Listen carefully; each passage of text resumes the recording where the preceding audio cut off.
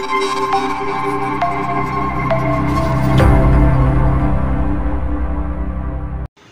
Viewers, আসসালামু আলাইকুম। কেমন আছেন সবাই? বন্ধুরা, আপনারা যারা হোয়াটসঅ্যাপ ব্যবহার করেন, আজকের এই ভিডিওটি তাদের জন্য অনেক ইন্টারেস্টিং হতে যাচ্ছে, কারণ 2022 সালে এসে হোয়াটসঅ্যাপ তার কিছু ইন্টারেস্টিং ফিচার্স আপডেট করে দিয়েছে। তো এই ইন্টারেস্টিং ফিচার্সগুলো পাওয়ার জন্য অবশ্যই হোয়াটসঅ্যাপ অ্যাপ্লিকেশনটি আপডেট করে নিতে হবে।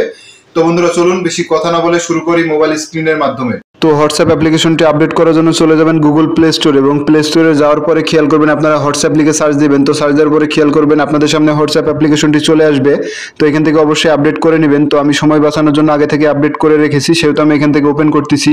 তো ওপেন করার পরে খেয়াল করবেন আমাদের নতুন যে ফিচার্স আপডেট হয়েছে সেটা হচ্ছে আমাদের চ্যাটের মধ্যে। তো আমি এখান থেকে যে কোনো একটা চ্যাট ওপেন করলাম, এবং ওপেন করার পরে খেয়াল করবেন উপরের দিকে একটা 3 ডট অপশন, তো এখানে ক্লিক করবেন। তো 3 ডট অপশনে ক্লিক করার পরে খেয়াল করলে দেখবেন যে এখান থেকে ডিসঅ্যাপিয়ারিং মেসেজেস একটা অপশন, তো এখানে ক্লিক করবেন।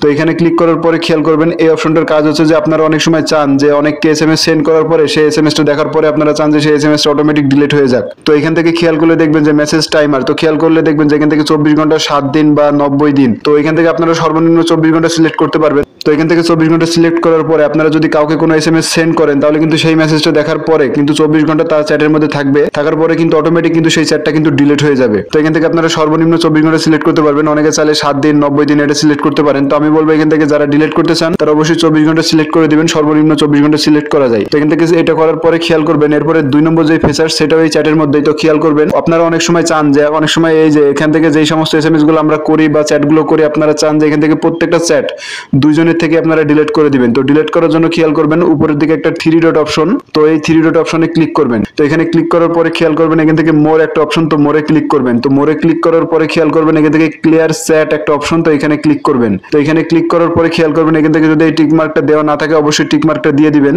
টিক মার্কটা দিলে এরপর থেকে কিন্তু আপনারা ভিডিও বা ফটো যত কিছু লেনদেন করেছেন এই হোয়াটসঅ্যাপের মধ্যে সমস্ত কিছু সহ কিন্তু আপনাদের গ্যালারিতে থেকেও কিন্তু এই সমস্ত চ্যাটগুলো কিন্তু ডিলিট হয়ে যাবে। তো এরপরে আপনারা এখান থেকে দেখবেন যে ক্লিয়ার চ্যাট একটা অপশন দেখতে পাচ্ছেন, তো এই ক্লিয়ার চ্যাটের উপর ক্লিক করবেন।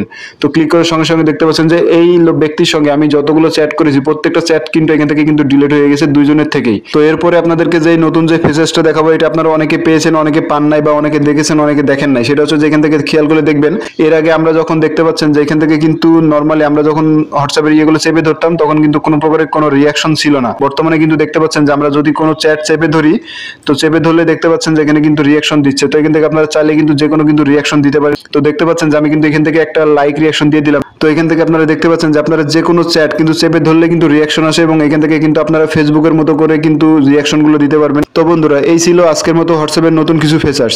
তো বন্ধুরা, ভিডিওটি ভালো লেগে থাকলে অবশ্যই আমাদের চ্যানেলটিকে সাবস্ক্রাইব করবেন, আর পাশে থাকা বেল আইকনটি বাজিয়ে দিবেন। ভিডিওটিতে একটি লাইক করবেন, কমেন্ট করে জানিয়ে দিবেন ভিডিওটি কেমন লাগলো।